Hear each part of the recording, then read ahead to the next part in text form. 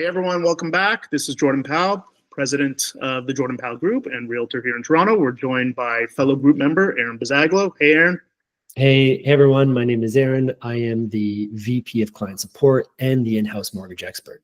Fantastic. In this video for our Move Up Buyer series, we're talking about why the Q1 2025 market, the trends that we discussed in the previous video, why they should matter to you as a move-up buyer in Q1 of 2025.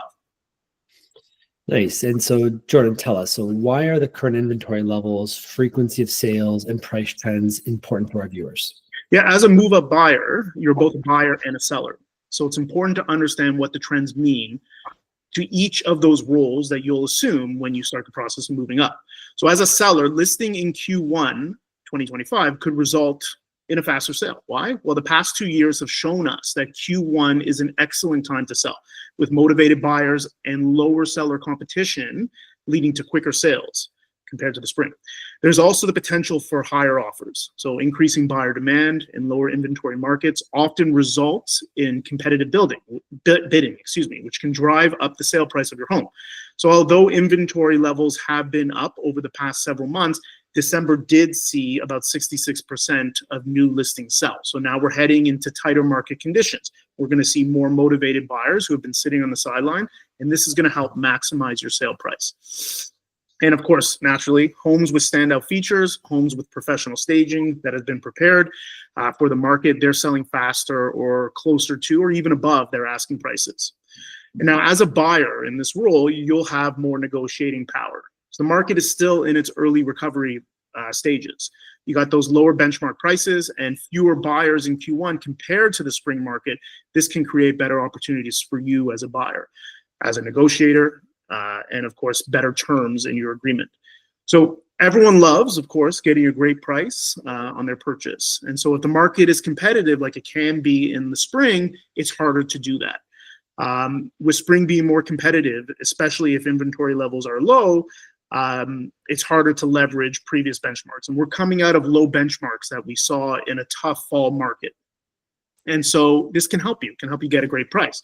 And, frankly, if I'm moving up to something more expensive, I'd rather get a great price on my more expensive property than taking a bit of a lower price on the sale, if it even comes to that.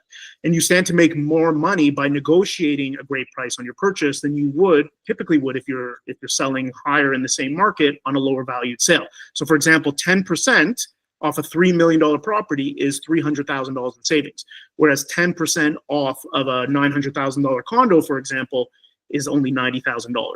And so remember, the lower benchmarks from this tough fall market can equal big savings relative to earlier markets that we've seen where the benchmarks were quite a bit higher.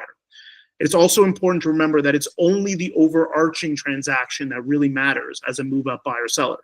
You're likely to save way more on your purchase in Q1 2025 while the benchmarks are still low than you would potentially lose on your sale in the same market.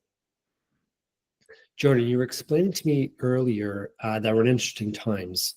Market is showing early signs of rebounding, and a savvy buyer could benefit from today's lower price benchmarks coming out of a tough fall and aim to sell their home a bit higher and later in Q1, further along with the rebound. Exactly. It's all about strategy. Having an agent that knows how to leverage the current market conditions to work in your favor. And so as a seller, Q1 typically has lower inventory than the spring, which translates to less seller competition, right? It's all about supply and demand. And of course, this can translate to more eyes on your listing.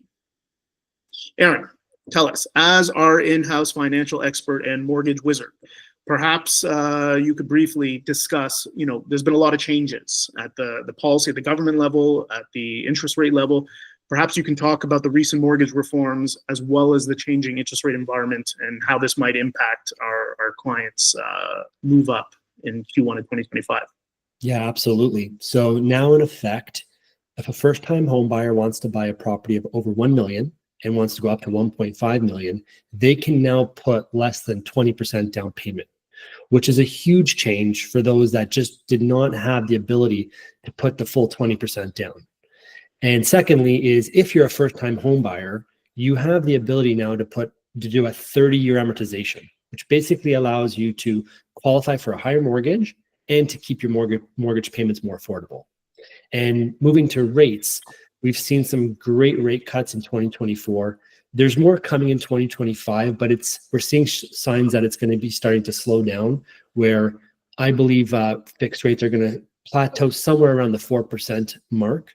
And so that's good news for the market because with lower interest rates, it gives individuals a more affordable payment and gives the ability for those buyers to qualify for the mortgage that they can afford. Yeah, no, that's great news and great information. And of course, no one really knows 100% how this is going to change the real estate landscape in Toronto. When we're talking about lower benchmark rates, which translates into, more attractive interest rates for people's mortgage payments, when we're talking about more buyers entering the marketplace because now they have access to freehold inventory up to 1.5 million with less than 20% down, the expectation is widely that, competition is going to increase, more buyers are going to come out, the market's going to pick up. I mean, again, if I had a crystal ball, I'd be able to tell you, and we'd all be very well to do. But my expectations, my predictions are that these changes, both at the government level as well as the interest rate level, they're going to start to put more momentum back into the marketplace, more competition, and eventually we're going to see prices go up. A lot of economists are speculating that in 2025, we're going to see home prices go up anywhere from 6 to 8%. So it's going to be an exciting year full of a lot of changes, and I think we're going to start to see this recovery that we've been talking about for the past 6 months or so. With that said, if you're loving these videos, please click the subscribe link in your window and subscribe to our newsletter. With this newsletter, you're going to get Toronto's latest and most relevant market trends. You're also going to get home buying and selling tips, and of course, expert guidance from us, which empowers you as a move-up buyer to successfully buy or sell your home in today's dynamic market. That's great. And again, thanks again for watching, and stay tuned for our 4th and final video of this series, how to prepare for Q1 success as a move-up buyer and seller. Great. See you guys soon.